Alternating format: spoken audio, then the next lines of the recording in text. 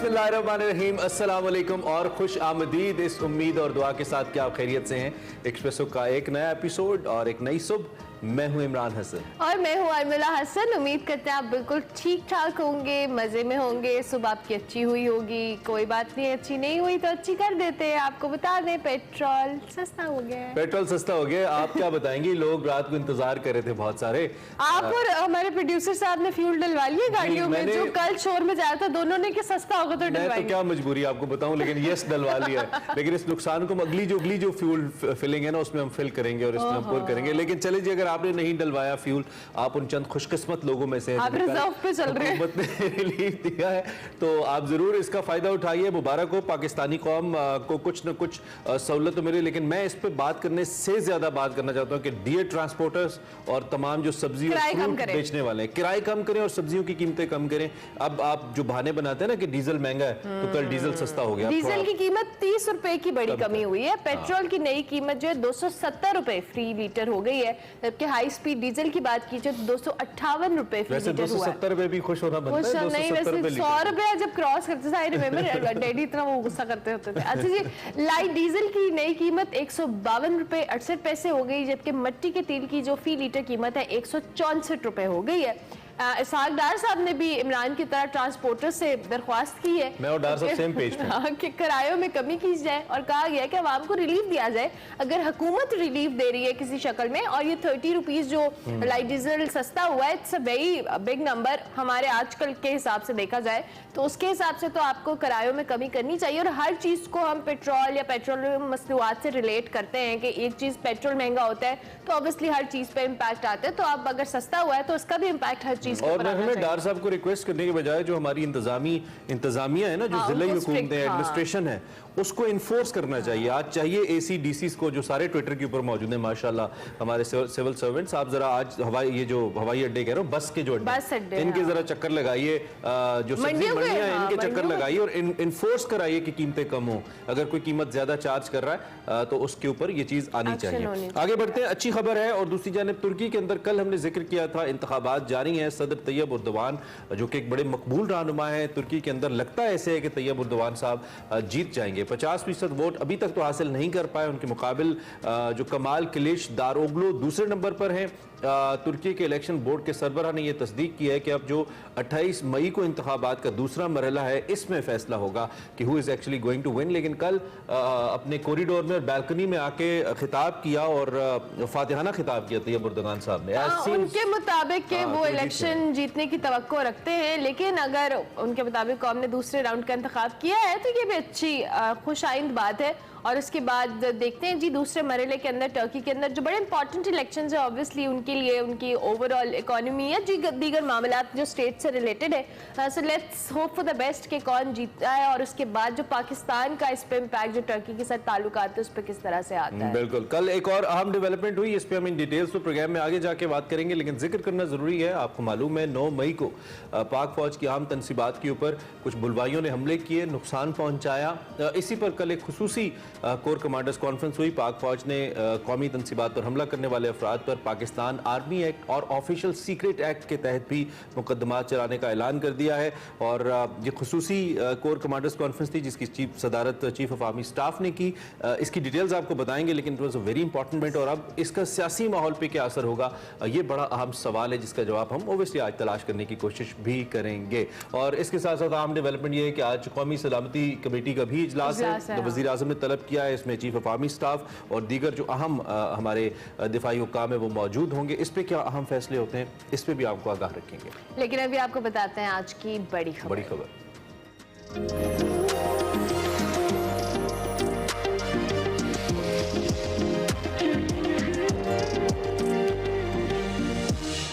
रोज हम एक ही जुमला बोलते हैं जी कि मुल्क की सूरत हाल इंतहाई तशवीशनाक दिखाई दे रही है, बल्कि है इस वक्त। 9 मई के वाकयात पर शरपसंदों को किसी सूरत कोई रियायत ना देने का फैसला किया गया है। गुज़िश्ता रोज भी कौमी असेंबली में जिना हाउस, GHQ समेत दीगर सरकारी इमलाक और फौजी तनसीबात पर हमलों के खिलाफ एक उस हवाले से बातचीत हुई और मुज़म्मती करारदाद मंजूर की गई। इमरान खान और शरपसंदों के खिलाफ जो आर्मी एक्ट के तहत मुकदमात बनाने का मुतालबा किया है, जबकि फौजी तंसीबात पर जो हमला है उससे पाक फौज में भी शदीद गम और गुस्से का इजहार सामने किया जा रहा है। पाक फौज की जानिब से गुज़िश्ता रोज भी आर्मी चीफ ने सदारत की कोर कमांडर कॉन्फ्रेंस की, जिसमें 2 टोक अल्फाज में वाज़ेह किया गया कि 9 मई के वाक़यात में मुलव्विस मुल्ज़िमान हैं उनके खिलाफ आर्मी एक्ट और ऑफिशियल सीक्रेट एक्ट के तहत ट्रायल चलाया जाएगा। बिल्कुल। और दूसरी जानिब हम अगर कल बात करें शाहराह दस्तूर की, बड़ा अहम इसके ऊपर धरना कम जलसा जो भी आप इसको कहें JUI की जानिब से और PDM की तरफ से उसका इनेकाद किया गया। बड़े धुआंधार किस्म के खिताबात किए गए। Chief organiser PMLN Maryam Nawaz साहिबा और JUI के सरबराह मौलाना फजलुर रहमान जो कि PDM के भी सरबराह हैं, उन्होंने भी बड़ा धुआंधार खिताब किया। इसे अवामी सूमोटो करार दिया इन रहनुमाओं ने, और ये कुछ मनाजिर भी आपको दिखा रहे हैं। एक अच्छी तादाद इकट्ठी कर पाए ये रहनुमा शाहराह दस्तूर के ऊपर, लेकिन एक सवाल यहाँ पे रहा कि अगर दफा 144 था तो ये रहनुमा क्यों कर इतनी बड़ी तादाद यहाँ पे इकट्ठी कर पाए, और इंतजामिया की तरफ से कोई रिएक्शन देखने में नहीं आया। अवाम इस पर थोड़ा हमें गुस्से में नजर आया। कल हमारे नुमाइंदे भी जब वहां पे मौजूद थे, उन्होंने भी यही कहा कि जो यहाँ पे चेकिंग होती है, नॉर्मली आम रूटीन में बहुत ज्यादा चेकिंग की जाती है जब भी कोई गाड़ी एंटर होती है, और कल चूंकि इस धरने का ऐलान किया गया था तो उस हिसाब से चेकिंग भी नहीं की जा रही थी, जिसपे इंतजामिया के हवाले से भी बात की थी उन्होंने, और साथ से भी कहा था कि ये बड़ी एक सोच तलब बात है कि क्यों ये मामलात इस तरह से, जबकि दफा 144 नाफिज है उसके बावजूद इतनी बड़ी तादाद में यहाँ लोग इकट्ठे हुए। रेड जोन के अंदर उन्होंने धरना दिया। चीफ जस्टिस ऑफ पाकिस्तान से इस्तीफे का मुतालबा किया गया। इसके साथ साथ बाकायदा तौर पर कल chief justice of Pakistan Umar Ata Bandial साहब को मुरद इल्जाम ठहराया गया इस सारी सूरत हाल का। इमरान खान साहब की पुश्त पनाही का इल्जाम उन पर लगाया गया मुख्तलिफ तकारीर के अंदर, और इसके साथ साथ कल एक मौके पर तो मौलाना फजलुर रहमान ने यह भी कह दिया कि ये जो सुप्रीम कोर्ट की सिक्योरिटी के लिए सिक्योरिटी फोर्स खड़ी है ये हट जाए, हम इस सिक्योरिटी इस बिल्डिंग की करेंगे और हम आइन की हिफाजत करेंगे, एक गमला तक भी टूट जाए तो आप हमें कहिएगा। सो बड़े धुआंधार खिताबात थे। दूसरी जानिब जुडिशल कमीशन में रेफरेंस लाने की भी बात हो रही है चीफ जस्टिस के हवाले से। आज चीफ जस्टिस की सरबराही में 3 रुकनी बेंच नैब ऑर्डिनेंस से मुतालिक जो केस है इसकी समाअत भी करने जा रहा है, और इससे पहले हुकूमत ने गुज़िश्ता रोज पार्लियामेंट के मुश्तरका इजलास में नैब ऑर्डिनेंस तरमीमी बिल 2023 मंजूर करा लिया है। इस तमाम सूरत हाल पर बात करते हैं। हमारे साथ सहाफ़ी और तज़कियाकार आमिर इलियास राना साहब मौजूद हैं, उनसे हम इस हवाले से। बिल्कुल आमिर साहब, थैंक यू वेरी मच और very good morning. I hope you are doing well. कल की सूरत हाल के ऊपर अगर हम आपसे बात करें तो जो ताज़ा तरीन डेवलपमेंट थी वो तो हम आपसे जरूर कोर कमांडर कॉन्फ्रेंस के हवाले से भी बात करेंगे, लेकिन उससे पहले कल जो धरना था PDM का, किस तरह से देखते हैं आप उस धरने को? क्या मामलात हुकूमत जो कल खिताबात भी हुए और जिस तरह से मरियम नवाज हो, मौलाना फजलुर रहमान हो, PDM की जो रहनुमा है उन्होंने जिस तरह से खिताब किया, क्या सूरत हाल आपको, क्या उनकी बॉडी लैंग्वेज या खिताबात से लगा? देखें, वो डिफाइंस टोटल डिफाइंस है और बड़ी क्लैरिटी के साथ अदलिया और पार्लियामेंट गवर्नमेंट आमने सामने खड़े हैं, और ये कई हफ्तों से चल रही है बात। चीफ जस्टिस ऑफ पाकिस्तान के पास एक जज मोहतरम के खिलाफ रेफरेंस है, उन्होंने कहा कि मैंने किसी को खामोश पैगाम देना था, दे दिया। फिर उन्होंने एक बेंच बनाया, उसमें भी उनको बिठाया और उन्होंने बता दिया कि मुझे इस बात की कोई परवाह नहीं, और बता दिया कि ये फैसला हमने ही करना है कि कब शिकायत सुननी है या नहीं सुननी। और फिर जो बेसिकली बात बनी वो इमरान खान साहब की अरेस्ट हुई, और फिर जो फसादात हुए, बलवे हुए, उस पर हम डिटेल से बात, आपने कहा है बाद में करते हैं। तो इमरान खान साहब को बेसिकली जिस तरह स्पेशल ट्रीटमेंट देख के मर्सिडीज गाड़ी में बिठा के जजेस गेट से लाया गया और जिस तरह उन्हें वेलकम किया गया, उसने हुक्मरान इत्तेहाद को बहुत ज्यादा अंगे, और मुश्तइल भी हुए लोग, और मौलाना फजलुर रहमान ने धरने का ऐलान कर दिया। अब या तो हाई कोर्ट नोटिस ले लेती या ले ले, सुप्रीम कोर्ट नोटिस ले ले कि भाई इनको आने की इजाजत किसने दी, क्योंकि जाहिर है गवर्नमेंट खुद आई है तो इजाजत उन्होंने देनी या लेनी किसकी थी।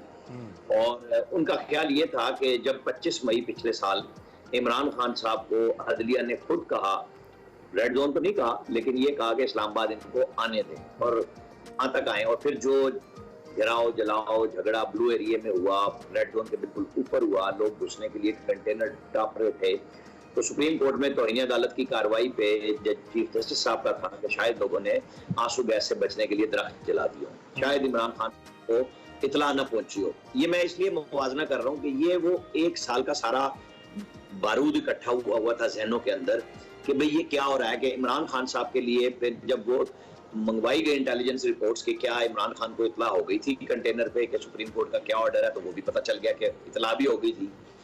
फिर उससे सरफ नजर रखा गया और मुसलसल, और जो अगले दिन इमरान खान साहब को जिस स्पेशल बेंच में बुलवाया गया था वहां मोहतरम जज ने इसका जिक्र किया, तो चीफ जस्टिस साहब ने उस जिक्र को इस तरह कह के खत्म कर दिया कि वो केस हमारे सामने ज़ेरे गौर नहीं है। तो ये वो चीजें थी जिसने पीडीएम के सरबराह मौलाना फजलुर रहमान को बिल्कुल एकदम कहते हैं ना हत्थे से उखाड़ दिया, और वो अपने लोगों को लेके चढ़ दौड़े कि जी अगर इंसाफ इमरान खान साहब के इन हंगामों की वजह से उन्हें इस तरीके से मिलता है तो फिर हम भी वही कुछ करेंगे। ये बड़ा अफसोसनाक है। मैं इसको बिल्कुल ये नहीं कहूंगा बहुत अच्छा है, लेकिन हमें हर वाक़े के तनादुर में देखना होगा कि कोई बात क्यों होती चली जा रही है। जब आप स्पेशली बुलाएंगे, फिर अपना गेस्ट बनाएंगे, उनको कोर्ट में बिठाएंगे और सब कुछ होगा कि जी अब आप जाएंगे हाई कोर्ट में और इतने बजे पहुंचेंगे, आपको पहुंचाया जाएगा, जिनके आप मुलजिम थे उन्हीं के आप मेहमान हुए, उन्हीं की आप खाना पीना, रिहाइश और मेहमानदारी से लुत्फानंदोज होंगे, वो मेजबानी करेंगे। तो वो नताइज थे जो इस धरने पे आए। और अब आपके सामने आया कि कल जब चीफ जस्टिस ऑफ पाकिस्तान ने इलेक्शन कमीशन की नजरसानी की अपील की हुई थी, तो दो नताइज अखज़ हुए हैं लोगों के अंदर। एक, क्या अदलिया डर गई अदलिया ने, दूसरा ये कि मसलियत से काम लिया कि एक वीक के लिए इसको आगे कर दिया, नतीजतन मौलाना फजलुर रहमान भी इसको एक वीक आगे ले गए। लेकिन क्या हम मुल्क के तौर पे क्या इस तरह सर्वाइव कर सकते हैं? बिल्कुल नहीं कर सकते। ये जो हालात हैं, क्या डे बाय डे ही चलाने हैं, इतने अरसे से चल रहे हैं, आपस में बैठने के लिए तैयार नहीं है, और बहुत ज्यादा मसाइल ऐसे हो गए हैं कि इंटरनेशनली हमें कोई पूछता ही नहीं है कि हम उनकी नजर में कंट्री के तौर पे एग्जिस्ट नहीं करते, कि वो तो आप अपनी मदद खुद नहीं करते तो खुदा भी नहीं करता। तो यहाँ पे ये हो गया है कि हर बंदा अपना इंसाफ खुद लेने चल पड़ा। अच्छा आमिर इलियास राना साहब, पहले सुप्रीम कोर्ट ने अपनी न सिर्फ राय दी बल्कि सू मोटो लिया, इलेक्शन के मामले पे भी सू मोटो लिया, और फिर इमरान खान जब गिरफ्तार थे उसको मैं सू मोटो तो नहीं कहता, लेकिन सुप्रीम कोर्ट ने उनको बुलाया और बुला के उनको रिहाई दी। यानी कि वो मामलात जो कि एग्जीक्यूटिव के दरमियान चल रहे थे और पॉलिटिकल थे, वी ऑल नो दैट, उसके अंदर सुप्रीम कोर्ट ने अपना रोल प्ले किया। वो पॉजिटिव है या नेगेटिव है हम उस पर बात नहीं करते, लेकिन सुप्रीम कोर्ट का बहरहाल एक किरदार, कलीदी किरदार इस पर रहा। कल सुप्रीम कोर्ट ने यह कहा कि जी जब जंग होती है तो कानून खामोश हो जाता है, हमने आइन के साथ साथ मुल्क की हालात को भी देखना है। यानी कि कल वो बातें की सुप्रीम कोर्ट ने जो शायद अगर आज से 2 हफ्ते पहले कर ली जाती तो ये सारे वाकयात ना होते। अब ये बातें, ये 7 दिन की लिमिट, ये सुप्रीम कोर्ट के रिमार्क्स क्या मौजूदा पॉलिटिकल जो टेम्परेचर है इसको कहीं ना कहीं कम करने में मदद करेंगे या नहीं? अब शायद सूरत हाल उससे आगे जा चुकी है, कैसे देखते हैं आप? लेकिन टेम्परेचर तो अपनी जगह पे टॉप पे है। इमरान खान साहब ने आर्मी को कहा कि वो एक सियासी जमात का रूप धारे हुए हैं, क्योंकि अब आप अगला सवाल बेशक करना था, लेकिन अब इसको हमें उसके साथ रिलेट करना पड़ेगा कि जो कुछ पीटीआई के लोगों ने किया, और इमरान खान साहब कह रहे हैं हमारे पास सबूत मौजूद है और आपको इंडिपेंडेंट जुडिशियल कमीशन बनाएंगे तो हम सबूत देंगे। नहीं सर, जो भी सबूत है आप ले आए, क्योंकि आर्मी एक्ट आज नेशनल सिक्योरिटी कमेटी के बाद इन्फोर्स हो जाएगा। मेरा ये अंदाजा है कि कोर कमांडर्स की खुसूसी कॉन्फ्रेंस ने फैसले कर लिए। आपका अंदाजा है या खबर है आमिर साहब? मतलब आप और हम देख सकते हैं ना कि आज जब नेशनल सिक्योरिटी की कमेटी हो रही है तो उसमें इसकी एंडोर्समेंट मिलेगी, कैबिनेट की अप्रूवल आ जाएगी, पार्लियामेंट इसके साथ खड़ी होगी। अब आप देखें कि अदलिया फिर क्या करेगी। आप के चीफ जस्टिस के खिलाफ, हमारे चीफ जस्टिस के खिलाफ एक रेफरेंस पार्लियामेंट हाउस में तैयारी के मराहिल में है कि तंग आमद बजंग आमद, वो जो जंग शुरू हो चुकी हुई है। देखिए आप और हम जब कहते हैं ना कि 2 हफ्ते से पहले कर लेते, तो मैंने जब अप्रैल के इलेक्शन की बात आई थी मैंने कहा था नहीं होंगे, जब 14 मई की डेट आई मैंने कहा नहीं होंगे, क्योंकि हालात इसका तकाजा नहीं कर रहे कि जब आर्मी कह रही है हम आपको ट्रुप्स नहीं दे सकते तो आप पुलिस के एक सिपाही पोलिंग स्टेशन नहीं छोड़ सकते। तो क्या चीफ जस्टिस ऑफ पाकिस्तान को मेरे जैसा जो जर्नलिस्ट है जो देख रहा है कि जी ये हालात वाकयात माजी में किस तरह हुए थे और वो इसकी बुनियाद पर तजजिया करता है, उसे बुरा भला कहते हैं, तो जी आप तो आइन के खिलाफ हैं। भाई हम आइन के खिलाफ क्यों होंगे और किस तरह हो सकते हैं? बतौर तजजिया निगार और जर्नलिस्ट मेरा काम ही यही है कि मैं देखूं कि क्या होने जा रहा है। तो मुझे पता चल रहा था इलेक्शन नहीं हो रहे, ये सुप्रीम कोर्ट को जो अब रियलाइज हुआ, जो आपने भी कहा, तो ये बात उनको उस वक्त क्यों नहीं हुई जब वो कह रहे थे नहीं फैसला भी इन्फोर्स है, मुज़ाकरात भी करें। फिर जब रिटर्न ऑर्डर आता है तो कहते हैं हमने तो किसी को कहा ही नहीं। देखिए इस तरह नहीं करना, आपको अपने पैरों पे प्रॉपरली खड़ा होना है, जैसे इमरान खान के लिए खड़े हुए। वेलकम उनको किया। इसी तरह सारी सियासी क़यादत जब आपसे कह रही थी आप हमें सुने, तो आपने नहीं सुना, आपने ऑर्डर पास किया। उसके बाद जब इलेक्शन कमीशन गया नजरसानी की अपील के लिए, तो आपने कहा कि गवर्नमेंट ने नहीं की अपील, क्योंकि अटॉर्नी जनरल को उन्होंने कहा था कि कोई नजरसानी की अपील ही कर दें। तो गवर्नमेंट तो पब्लिक स्टांस उनका ये है कि ये टीम वाला फैसला हम नहीं मानते। तो इलेक्शन कमीशन आया जिसकी जिम्मेदारी थी, और वो कह रहा था ना पैसे हैं ना फोर्स है, हम इलेक्शन कराएं। और ये चीफ जस्टिस साहब ने जो अब बात कही, मेरा ख्याल है कि ये काफी दिन पहले कह देते, इमरान खान काफी ठंडे हो जाते कि भाई तरह नहीं है, और उनको अपने लोगों को आज तक उन्होंने मजम्मत नहीं की बराह रास्त। अच्छा आमिर साहब इसी पे मेरा सवाल भी एक ले लें कि जिस तरह से इमरान खान साहब ने कल भी वीडियो मैसेज रिकॉर्ड करा के उन्होंने जो भी सोशल मीडिया के ऊपर डाला कि जी हमारा इनसे ताल्लुक नहीं है, हमारे पास सबूत हैं कि हमारे लोग नहीं थे जिन्होंने आर्मी की तंसीबात को नुकसान पहुंचाया, इमलाक को नुकसान पहुंचाया। दूसरी जानिब उनकी जो बॉडी लैंग्वेज है या उनके खिताबात के अंदर जिस तरह से वो डायरेक्टली आर्मी को टारगेट कर रहे हैं और वो बात कर रहे हैं कि जी ISPR साहब के हवाले से भी उन्होंने कोई इस तरह की स्टेटमेंट दी, ये सारी चीज़ें आपको लगता है कि इसके बावजूद खान साहब ने जो एक सिनेरियो क्रिएट किया है उसके बाद आर्मी को लेकर ये जिस तरह के वाकयात हो रहे हैं, अब एक जो मज़ामत की ज़रूरत पड़ेगी या मज़ामत वाला कोई चीज़ से वो चीज़ फुलफिल होगी, क्योंकि ये तो बहुत खुलेआम उन्होंने डिनाई कर दिया है कि जी ये तो हमारे लोग ही नहीं थे, हमारा इनसे कोई ताल्लुक वास्ता ही नहीं है, ये तो और ही दहशतगर्द लोग हैं। वो अक्सर जगहों पर तो ये भी कह रहे हैं कि ये हुकूमती जानिब से आए थे लोग जिन्होंने तंसीबात को नुकसान पहुंचाया, एजेंसियों के लोग हैं। देखें, ये बात बिल्कुल ठीक होती है। अगर इमरान खान साहब 9 मई को सुबह जब लाहौर से निकले थे तो उन्होंने कहा, उन्होंने DG ISPR नहीं कहा, उन्होंने बड़ा सोच के लफ्ज चुना ISPR साहब, वो आर्मी को थे। उन्होंने बात भी यही कहा, उन्होंने एक सांस में कहा जब वो हाईकोर्ट में बैठे थे कि ये आर्मी चीफ करा रहे हैं, दूसरे सांस में कहते हैं कि मैं उनको डीनोटिफाई नहीं करूंगा जब मैं अगर इख्तिदार में आ गया और वो डरे हुए हैं मुझसे। और ये सारी चीजें और जो तसलसल सुप्रीम कोर्ट के चीफ जस्टिस की स्पेशल ट्रीटमेंट के बावजूद उन्होंने कहा कि आप इसकी मजम्मत करें, वो आज तक नहीं कर रहे। अब अगला मरहला आ गया जो आपका सवाल है कि जी वो तो कह रहे हैं कि ये एजेंसियों के लोग थे, भाई PTI के लीडर्स उसको लीड कर रहे थे और सब जगहों पे PF मियांवाली में, सरगोदा, जहां भी तंसीबात थी, पेशावर में, लाहौर में, वो सारे PTI के लोग थे, एजेंसियों के लोग हैं। आप बता दें सबूत कब तक रखने हैं आपने? आप जैसे आपने अपनी सिस्टर और यास्मीन राशिद की वीडियो अपलोड की कि जी वो रोक रहे थे, लेकिन पहले यास्मीन राशिद की वीडियो मौजूद है कि वो उकसा रही हैं लोगों को कि चलो चलो। अब जब नुकसान हो गया और आप कहेंगे जी मैं वापस चलें, तो ये फिर इस तरह मिट्टी नहीं डाल सकते, गोंगलों से मिट्टी नहीं झाड़ी जा सकती। अब आपको कोर्ट कचहरी का वो केसेस का सामना करना होगा, क्योंकि जब आप बरी होंगे, क्योंकि आपके दोनों अमाल है ना, तो वो टाइम सामने आ जाएगा।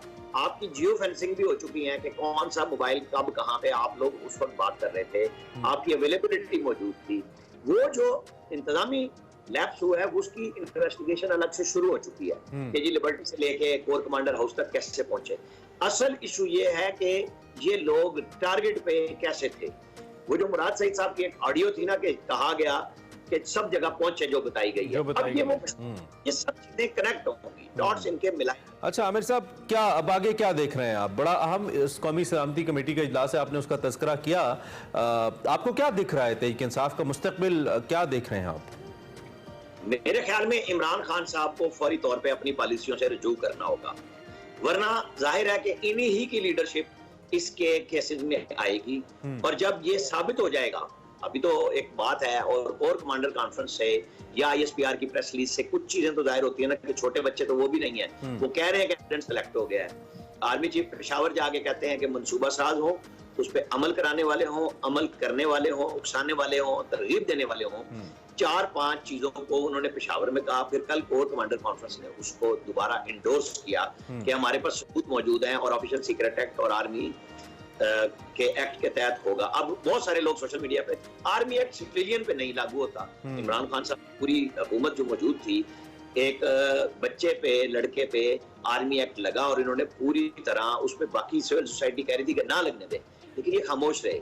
अब होता ही है कि जब आज आप खामोश हैं, जैसे गवर्नमेंट ने D चौक से निकाल के लोगों को आने दिया जो कल मुजाहरा करने सुप्रीम कोर्ट पहुंचे थे, तो कल जब वक्त तारीख का धारा लिखेगा, बहेगा, तो वो कहेगा नहीं आपने भी ये गलती की थी, आप लोगों को ले आए थे, चाहे आप बनाई।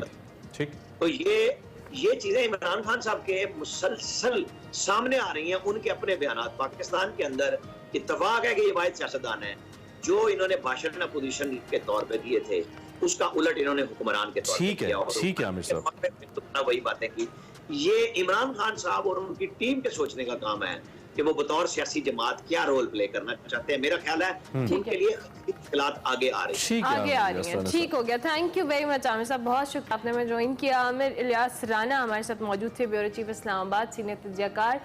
मौजूदा सियासी सूरत हाल के ऊपर बात करें तो आर्मी एक्ट के हवाले से उन्होंने कहा कि उनके ख्याल में आज की कॉन्फ्रेंस के बाद ये लागू हो जाएगा, ये उनका अंदाजा है क्योंकि मौजूदा जो सूरत हाल वो अपने आंखों के सामने देख रहे हैं। बज़ाहिर ऐसा लगता है कि तहरीक इंसाफ और रियासत इस वक्त आमने सामने है। क्या सूरत हाल बनती है आपको आगाह करते रहेंगे। कल इसी शोरो गोगे के अंदर एक अफसोसनाक खबर आई और कहीं गुजर भी गई। फैज़ अहमद फैज़ साहब के दामाद, मारूफ अदाकार, ड्रामा नवीस और उस्ताद प्रोफेसर शुएब हाशमी साहब कल इंतकाल कर गए, जाने फानी से कूच कर गए। शुएब हाशमी साहब को सदारती अवार्ड बराए हुस्ने कारकर्दगी से भी नवाजा जा चुका है। उनके फ़नी सफ़र की बात करें तो बहुत ज़बरदस्त रहा। बहुत सारे ऐसे उन्होंने स्किट्स, ड्रामास क्रिएट किए जो आज भी लोगों के लिए बहुत ज़्यादा सीखने का बायस हैं। इसके अलावा उन्होंने अपने फ़न के अंदर और अपने फ़न के हवाले से मुख्तलिफ ऐसे इक़दामात किए, मुख्तलिफ ऐसी खिदमात दी जिनको यकीनी तौर पर याद रखा जाएगा। सो शुएब हाशमी साहब के इंतकाल के ऊपर हमारी तरफ से बहुत अफसोस भी है और अल्लाह रब्बुल इज़्ज़त उनको गरीक़ रहमत करे। काफ़ी अरसे से अलील थे, काफ़ी अरसे से अलील थे, बिल्कुल आमीन। इसी नोट पे जी ब्रेक लेते हैं, ब्रेक के बाद वापस आते हैं। आप देखते रहे एक्सप्रेस।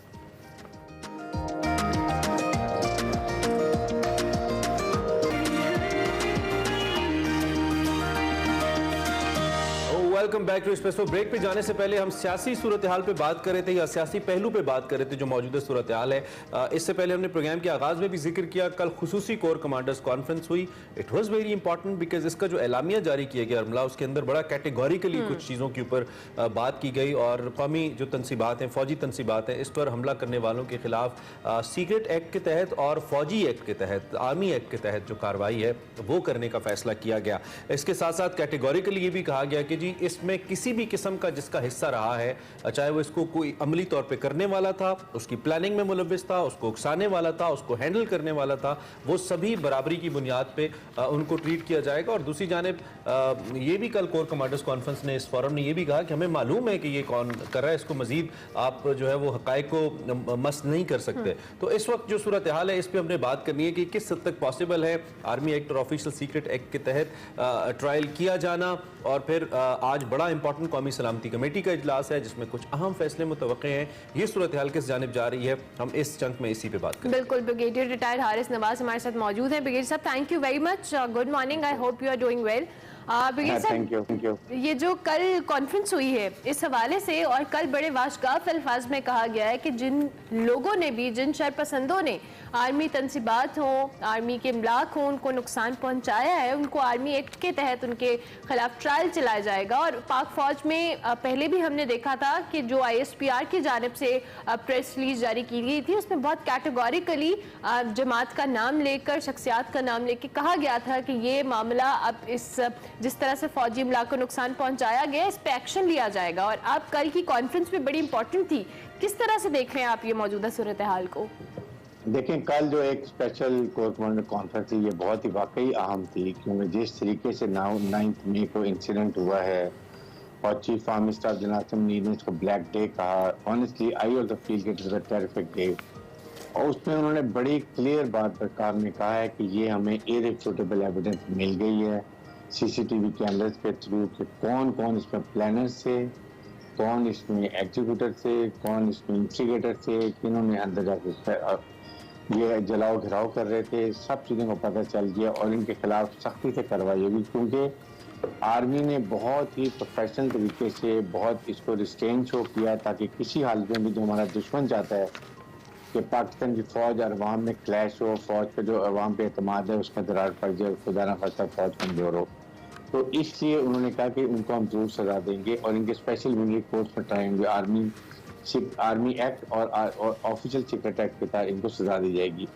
बात सोचने की ये है कि ये कितना ही घिनौना अमल किया गया है, चाहे एक पॉलिटिकल पार्टी है उसमें शरपसंद अनासर हैं, उनको कंट्रोल करना, उसको नैरेटिव आपने कैसे बिल्ड किया था कि एक पिच पे ले जाके लोगों के खिलाफ एक नफरत डालने की कोशिश की फौज के खिलाफ। और सबसे बड़ी तकलीफ ये बात है कि आपने कैप्टन पेनल शेर का जो है मज़ार, उसका मोनूमेंट वहाँ पर निशान हैदर, उसको आपने तबाह कर दिया। उसके बाद आपने लाहौर के पिंडी में जेल के गेट के अंदर चले गए। ये कैप्टन कर्नल शेर को यकीन करें इतना नडर ऑफिसर था, इतना डेयरिंग ऑफिसर था। जिस तरीके से इन्होंने 5-6 दिन दुश्मन के खिलाफ लड़ाई रखी है और फाइनली उनके कोर कमांडर ने एक्सेप्ट किया, उनकी पॉकेट में एक चिट डाल के दी पाकिस्तान मिलिट्री के लिए जी कि ये ऑफिसर जिस जवामंदी से लड़ा है अभी एक्नॉलेज और हम सल्यूट करते हैं और we recommend highest volunteer for Indian commander ने कहा। और इसी तरीके से लाहौर में कोर कमांडर के खास योजना ऑफिसर उसको जिस तरह से गए, I mean why should you go for violence? आपने एहतजाज करने, आप रैली निकालें, आप पुरअमन धरना दे दें, आप अपने एहतजाज रिकॉर्ड करें, बिल्कुल ठीक है जी, आप आईन कानून है, लेकिन मिलिट्री कंटोनमेंट्स में आके आप किसका नुकसान पहुंचा रहे हैं? और ऐसा लगता है बिल्कुल जैसा कि कल इस फोरम में भी कहा रेख साहब, आप मुझसे बेहतर समझते हैं कि बाकायदा तौर पर टारगेट किया गया था जगहों को, क्योंकि सभी मिलिट्री इंस्टॉलेशन की तरफ मार्च किया, नुकसान पहुंचाएगा, शहर चाहे कोई भी हो।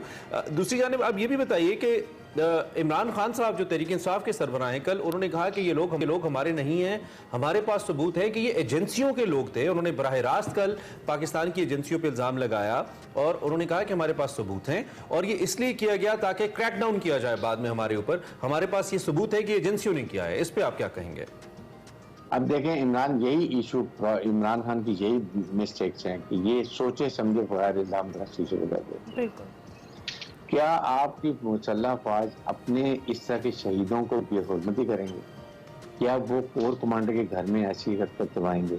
अगर आप ये कहें कि किसी पॉलिटिकल पार्टी को जिसने एडवांटेज लेना चाहता था उनके लोगों तो आई विल एग्री, या उनके बिहाफ पे कुछ लोगों तो it may be possible, but ये तो एक एक्सेप्टेबल ही नहीं है कि ये इस तरीके से जेज को गेट तोड़ दें और एजेंसियां करें।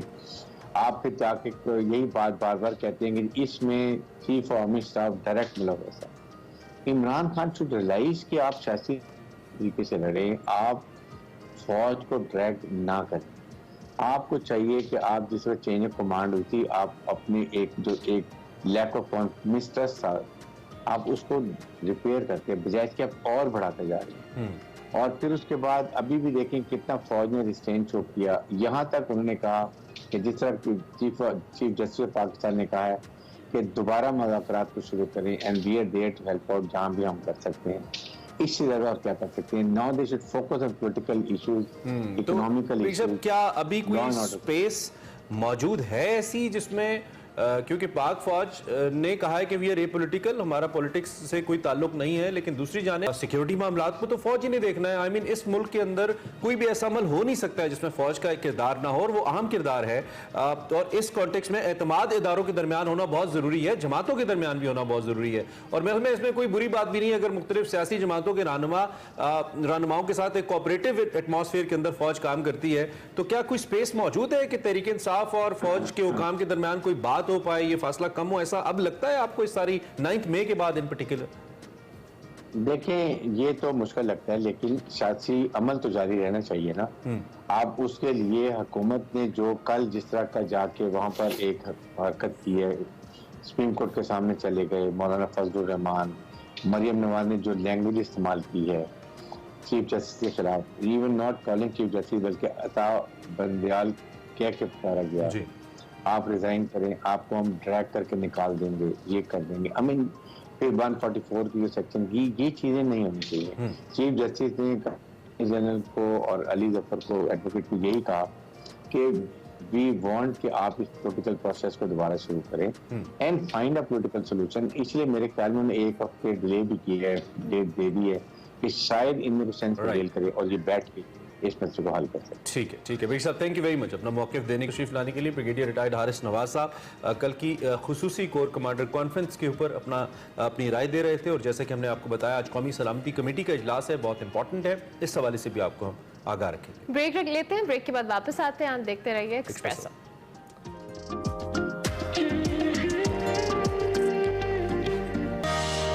Welcome back. अब आपको खिलाते हैं भोला देसी चने इन टुडेज देसी फूड।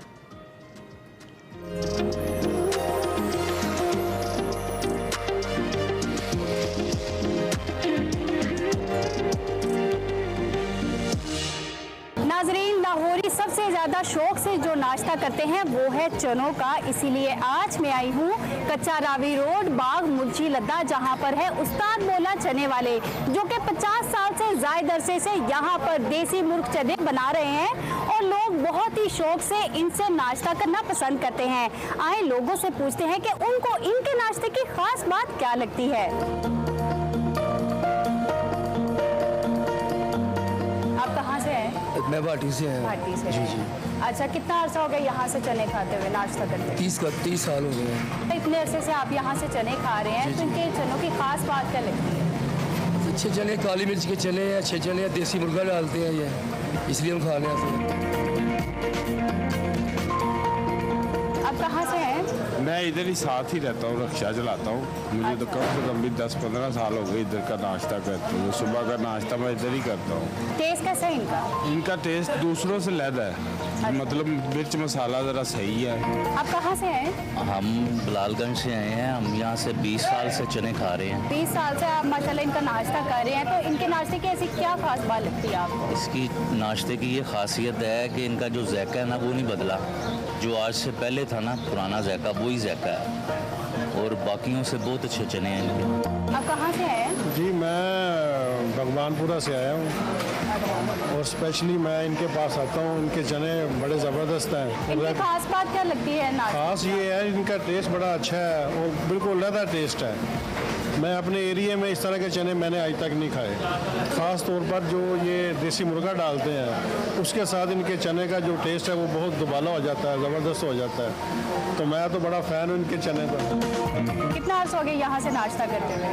हम बचपन से ही नाश्ता कर रहे हैं। हमारे वाला साहब को तकरीबन 40-50 साल हो गए इधर रहते हुए, तो अब्बू जी भी इधर से नाश्ता करते थे, तो आगे हम भी इधर नाश्ता कर रहे हैं, आगे हमारे बच्चे भी इधर से नाश्ता कर रहे हैं। अच्छा, ऐसी क्या खास बात आपको इनके चने की लगती है जो आप नस्ल दर नस्ल नाश्ता करते हैं यहाँ से?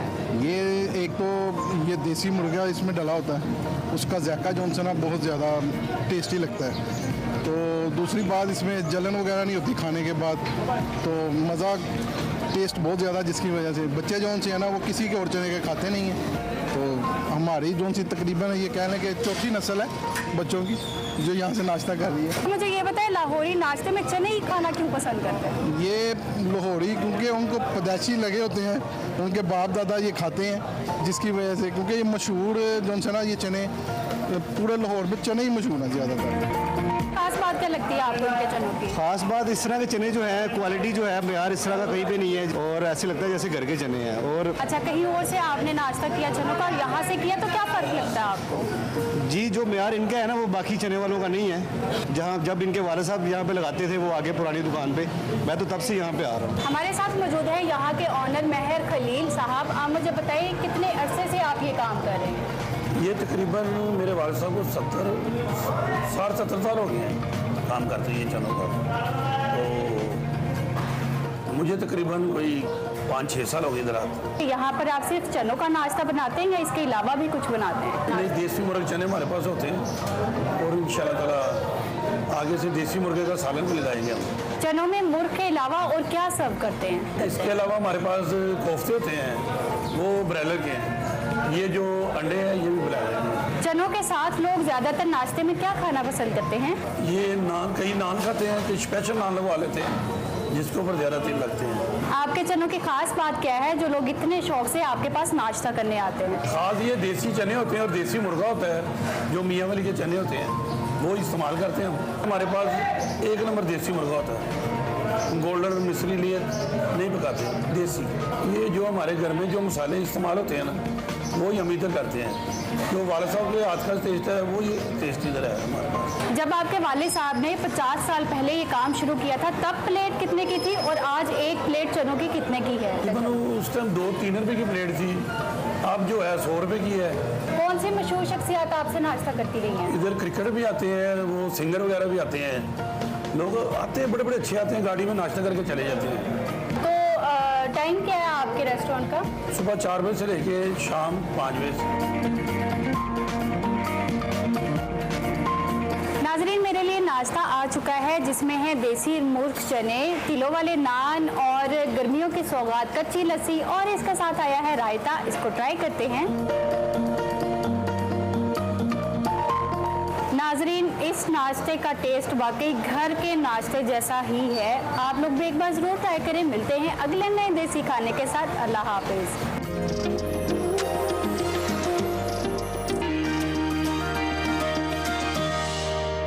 Welcome back to Expresso. Programme के दूसरे हिस्से में आपको खुशामदीद कहेंगे। How does super class rule nations, ये एक किताब का टाइटल है और ये किताब लिखी है आगा इकरार हारून साहब ने, सीनियर सहाफ़ी हैं, तज्ज़ियाकार भी हैं। उनसे मुलाकात की वकार मलिक साहब ने। सेगमेंट है माइंड मैटर्स। इस किताब के अंदर क्या कंटेंट है, किन नुकात पे बात हो रही है, आज दिखाते हैं आज का सेगमेंट आपको।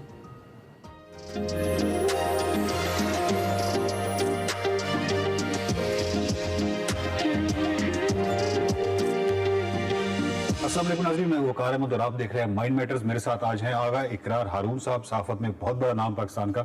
इन्होंने एक बहुत ही कमाल किताब लिखी है कि how does super class rules the nation, a case study from Pakistan.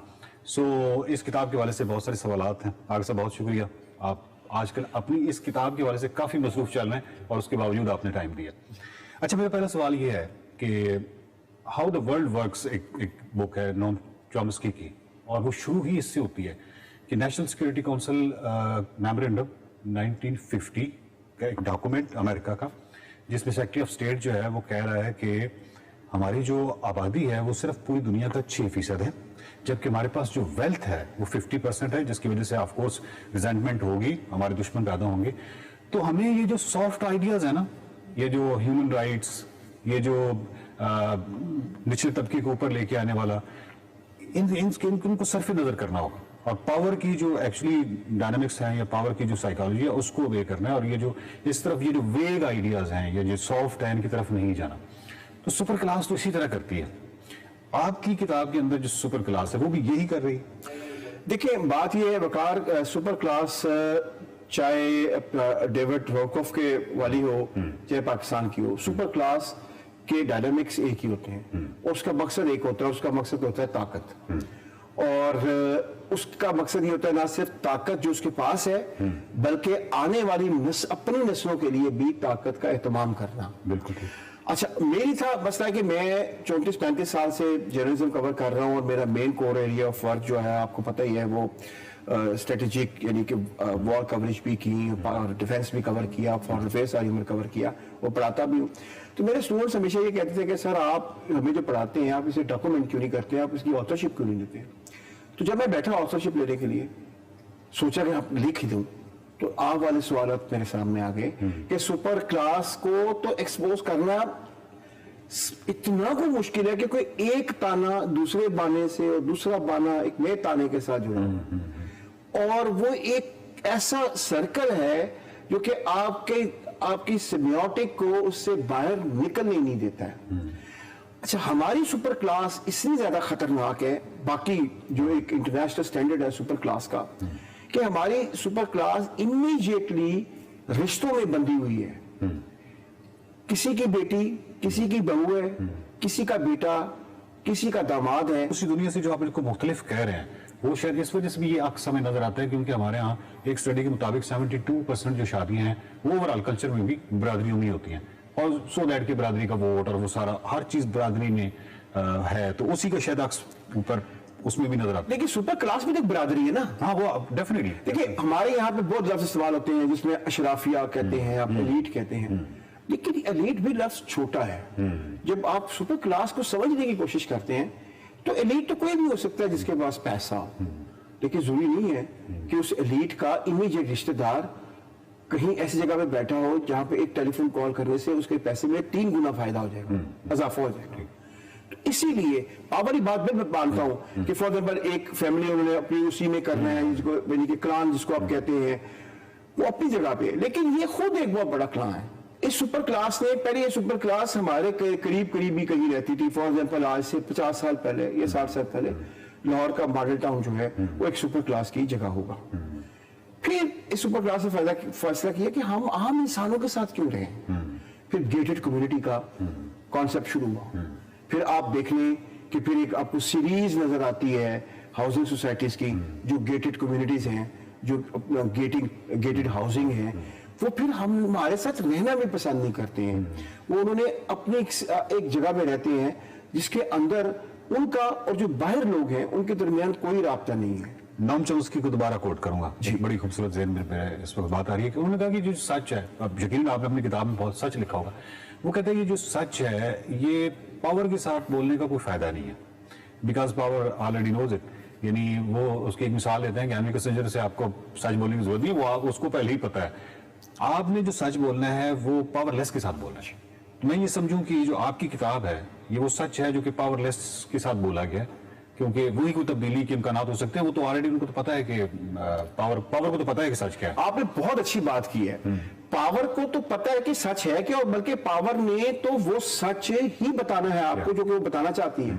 इसलिए मेरी जो बुक है उसका टारगेट एरिया जो है वो स्टूडेंट्स हैं, एकेडेमिया है, जर्नलिस्ट हैं, क्योंकि हमारी प्रॉब्लम है कि हमारा जो डीएनए है वो ऐसा है कि हम बहुत जल्दी मुतासर हो जाते हैं, और वैसे भी हम साइकोलॉजिकली जो अपने से ज्यादा ताकतवर आदमी हो उससे फौरी तौर पर मुतासर हो जाते हैं। मैं छोटी सी मिसाल देता हूँ, एक ताकतवर आदमी अगर आपको कहेगा क्या हाल है वकार भाई, आप ठीक है, आपको उसका करिश्मा का फील होगा, आप 3 दिन याद रखेंगे जी फलाने आदमी ने मुझे कहा था कि वकार भाई आप कैसे हैं।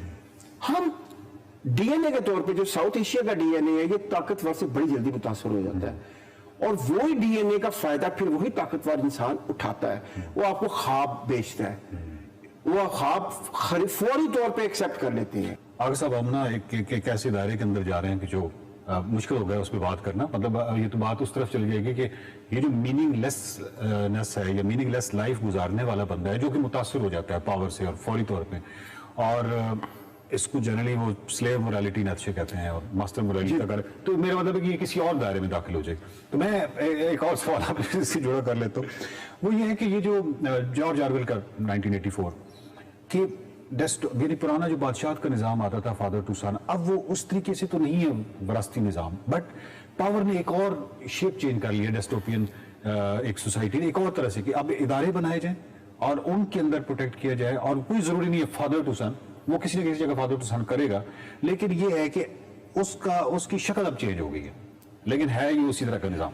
उन्होंने एक नई शक्ल दी ना, उन्होंने कॉर्पोरेट सेक्टर की शक्ल दे दी, क्योंकि बात यह है कि कॉर्पोरेट सेक्टर को अगर आप गौर से देखें तो उसके डायनामिक्स सारे वही हैं जो कि आप कह सकते हैं कि उसके थे बादशाह के और उसकी फैमिली के थे। ना कॉर्पोरेट सेक्टर आपको उसमें एंटर होने देता है, ना वो आपको एंटर होने देने देते, लेकिन वो भी आपको स्पेस देते थे काम करने के लिए, इस्तेमाल होने के लिए, तो वो दोनों देते हैं। पावर किस तरह काम करती है, उसके पास एक तो बड़ा अच्छा टूल होता है कि हिस्ट्री को रीराइट कर लिया जाए। अब जब हिस्ट्री को आप रीराइट करते हैं तो हिस्ट्री को रीराइट करने वाला वो पावरफुल तबका इबलाग सारा उसके पास है, वो निसाब से लेके और मुख्तलिफ डायमेंशंस।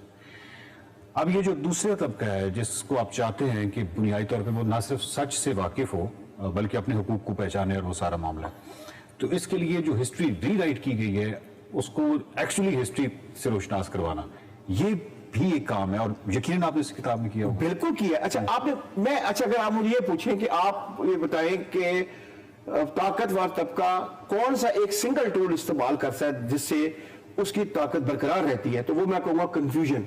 ठीक है, ताकतवर तबका हर वक्त आप में कंफ्यूजन पैदा करता है माशरे में, कॉग्निटिव डिसोनेंस, ठीक है, कि उसने आपके सिम्योटिक को कंट्रोल करना होता है, आपकी जुबान को कंट्रोल करना होता है, आपके ख्यालात को कंट्रोल, वो कंफ्यूजन हर वक्त आपको कंफ्यूजन नजर आती है।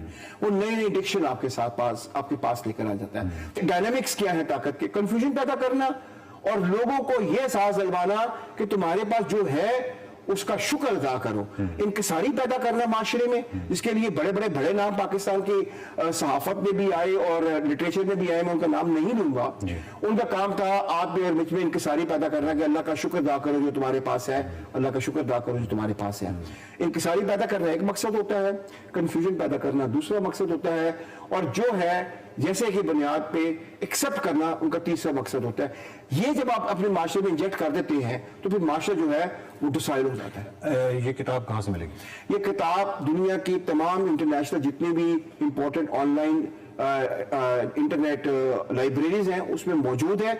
आप सिर्फ किताब का नाम लिखे, how does super class rules a nation, a case study from Pakistan, तो आपको लिंक्स आ जाएंगे। थैंक यू वेरी मच आगा साहब, आपने ये जो पावरलेस से सच बोला है, ये बहुत बड़ी इबादत है कम से कम इस जमाने में बहुत बड़ी बात। Thank you sir, thank you very much. Thanks.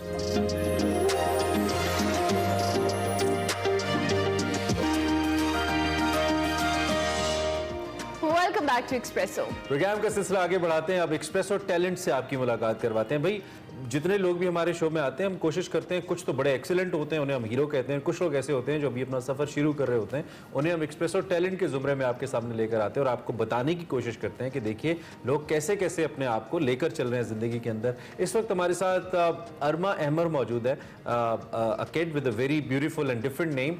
सिर्फ 14 साल इनकी उम्र है और वो हारमोनियम बजाती हैं। इससे पहले रुबाब भी बजाती रही हैं, बड़ी ज़बरदस्त ये धुनें बनाती हैं और बजाती हैं। PNCA के अंदर, दीगर पाकिस्तान के बड़े फोरम्स के अंदर परफॉर्म कर चुकी हैं, पाकिस्तान टेलीविजन के ऊपर भी परफॉर्म कर चुकी हैं। तो हमने कहा आज जरा हम इनको लेकर आते हैं, थोड़ा सा इनसे बात करते हैं और कुछ हल्का फुल्का सुनते भी हैं इनका इंस्ट्रूमेंट जो ये साथ लेकर आई हैं। She is a very bright student, debater भी हैं और इसके साथ साथ टैलेंट हंट प्रोग्राम में ही इनको शामिल किया गया था और ये जीती भी थी रुबाब जब इन्होंने प्ले करना शुरू किया था। She is amazing, she is young. Arma हमारे साथ मौजूद है। Arma thank you very much. Good morning, कैसे हैं आप? मैं बिल्कुल ठीक हूँ, आप कैसी हैं? मैं बिल्कुल ठीक। अरमा माशाल्लाह आप अभी सिर्फ 14 साल की हैं और आपने रुबाब भी बजाना सीखा और अच्छा कंपटीशन में पार्टिसिपेट किया और अब आप हारमोनियम भी प्ले करती हैं। आपको म्यूजिकल इंस्ट्रूमेंट्स का शौक कब से हुआ? अभी तो आप खुद इतनी यंग हैं माशाल्लाह। जी देखिए, हम लोग जब छोटी एज में होते हैं ना तो हमें साथ एक हॉबी बनानी चाहिए और हर बच्चा डिफरेंट हॉबीज़ बनाता है। कोई पेंटिंग करता है, कोई नॉवेल्स पढ़ता है। तो I thought why not try something different, क्योंकि हर कोई सिंगिंग कर लेता है लेकिन साथ कोई प्लेयर नहीं होता, म्यूज़िक को प्ले करने वाला कोई नहीं होता। तो मैंने कहा कि क्यों ना हम म्यूज़िकल इंस्ट्रूमेंट का आगाज़ करते हैं और उसे क्या कहते हैं, अपनी लाइफ में एक नई हॉबी और एक नया स्किल पैदा करते हैं। रुबाब मैंने अपने लिए, चूँकि रुबाब देखें पाकिस्तान में रुबाब प्लेयर्स कंपैरेटिवली बहुत कम है। बहुत रेयर हम देखते हैं कि कोई रुबाब प्ले कर रहा हो या कोई और इंस्ट्रूमेंट भी आप कर ले कि कोई और इंस्ट्रूमेंट प्ले कर रहा हो। और रुबाब तो हम ज़्यादा लोगों को प्ले करना चाहिए, चूँकि Pakistan is a neighbouring country, हमारा साथ नेबर है और हमें उनके भी ना कल्चरल वैल्यूज़ अडॉप्ट करने चाहिए। तो हमें अपनी कोई अगर इंस्ट्रूमेंट सीखे तो हमें रुबाब भी सीखना चाहिए, क्योंकि हमारे और कंट्रीज के साथ भी इंटरेस्ट और हमारी कल्चरल वैल्यूज शेयर होनी चाहिए। Yes, I agree with that. ठीक है, तो इससे पहले कि हम आगे बढ़ें, हम ये चाहते हैं कि आप जरा अपने इंस्ट्रूमेंट के जरिए, क्योंकि मेरे कुछ सवालात हैं हारमोनियम के लेकर आपसे, जो इस वक्त आपके सामने, रुबाब इस वक्त आपके सामने नहीं है, हारमोनियम आपके सामने और आप दोनों बजाती हैं। तो हमें इंट्रोडक्टरी कोई अपनी ऐसी मेलोडी जो आप प्ले करती हैं, जो कर चुकी हैं, कुछ जरा हमारे देखने वालों को प्ले करके सुनाइए अरमा। क्यों नहीं?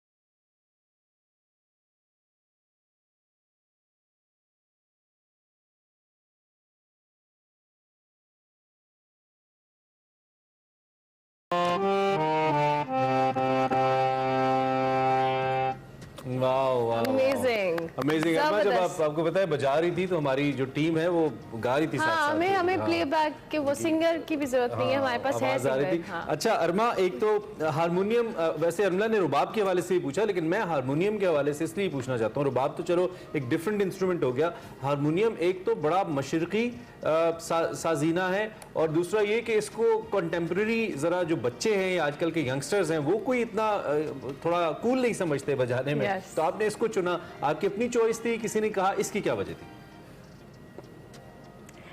इसकी वजह दो वजह हैं, क्योंकि जब मैंने रुबाब शुरू किया तो मैंने अपना म्यूज़िकल करियर को एक्सटेंड करना था, तो इसलिए मैंने रुबाब शुरू किया। तो इससे पहले हम हारमोनियम को ना पहले स्टार्ट करते हैं, हमारा बेसिक स्टेप हारमोनियम होता है। तो मैंने सीधा रुबाब लिया, तो मैंने कहा कि मुझे पहले हारमोनियम सीखना चाहिए था क्योंकि बेसिक लेवल था, तो इसलिए मैंने अब हारमोनियम चूज किया। और दूसरा, आजकल की ज़्यादा जनरेशन पियानो को रेफर करती है, क्योंकि पियानो जो है वो हारमोनियम की एक्सटेंडेड फॉर्म है, इसके अंदर हमें एयर डालने की ज़रूरत नहीं पड़ती, लेकिन हारमोनियम की ये साइड है इसमें हमें एयर डालनी पड़ती है, ताकि ये एक हैंड से कंट्रोल होता है, तो पियानो दोनों हैंड से प्ले किया जा सकता है। इसलिए थोड़ा एंटीक वर्जन है इसका। अच्छा अरमा, मुझे ये बताएं आप सीख किससे रहे हैं? हारमोनियम हो, रुबाब हो, और कोई और म्यूजिकल इंस्ट्रूमेंट आपका प्लान है कि आप उसको भी सीखेंगी या प्ले करेंगी? पहले मैं हारमोनियम अपना पूरी जो नॉलेज अपनी हारमोनियम पे मैं पूरी वो कंप्लीट करूँगी एजुकेशन, उसके बाद मैं भी कोई और इंस्ट्रूमेंट प्ले करूँ। तो किससे सीख रही हैं? सीख भी और सीखना भी किससे आप सीख रही हैं, किससे ये भी बताइएगा। मैंने रुबाब सर अदनान हैदर से सीखा था, वो PNCA में होते हैं, और हारमोनियम मैं सर तारिक से सीख रही हूँ। और इमरान का सवाल कि इंस्पायर किससे हैं आप? किसको देख के ज्यादा मुतासिर है, किसको सुनना हारमोनियम में, कौन ज्यादा मुतासिर करता है आपको? मुझे, चूँकि हम लोग स्टूडेंट होते हैं तो हम ज़्यादा एडमायर और ज़्यादा अपने टीचर को ही करते हैं, क्योंकि he is the one who is teaching us. तो मैं अपने टीचर को ज़्यादा एडमायर करूँगी because he is you know. ठीक है, आप अपने टीचर से इंस्पायर्ड हैं, जबरदस्त। अब आप, और दूसरा आप अपने शौक से इंस्पायर्ड हैं, कुछ और हमें सुनाइए, कोई और अच्छी सी धुन जो आपको याद है या जो आप बजाती हैं।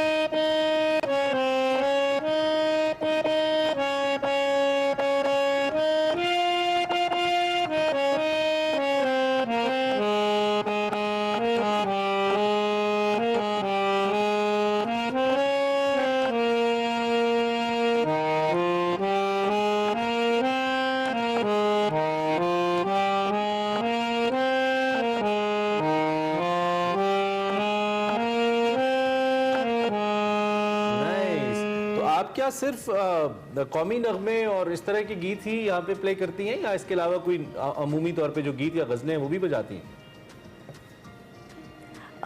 फर्स्ट में सारे नेशनल सॉन्ग्स को कर रही हूँ, क्योंकि ये बेसिक स्टेप होता है, ये आसान भी होते हैं थोड़े सीखने, लेकिन उसके बाद हम लोग गज़ल्स और बाकी सूफियाना कलाम पर जाते हैं। ज़बरदस्त। और मैं ये बताएं, घर में बहन भाई अम्मा अब्बा जब आप कोई नया लेसन सीख के आती हैं हारमोनियम पे या कोई भी इंस्ट्रूमेंट के ऊपर, तो क्या फरमाइश करते हैं कि हमें भी सुनाओ क्या सीख के आई हो?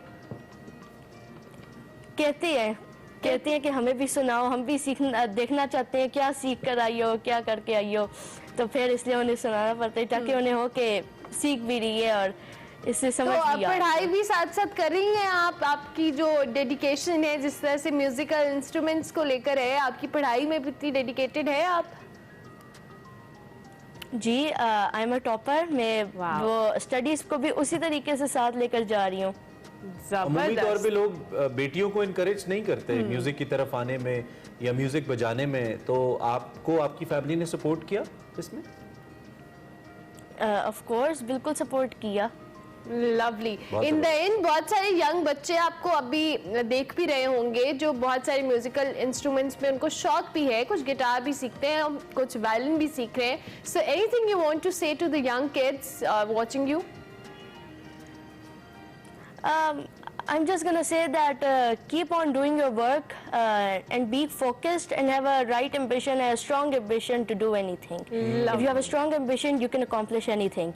Lovely, lovely. अरमा, in the end जब हमने ब्रेक पर जाना है, हम चाहेंगे आप हमारे देखने वालों को कुछ लाजमी सुनाएं ताकि हमारा जो सुबह है मजीद अच्छी हो जाए।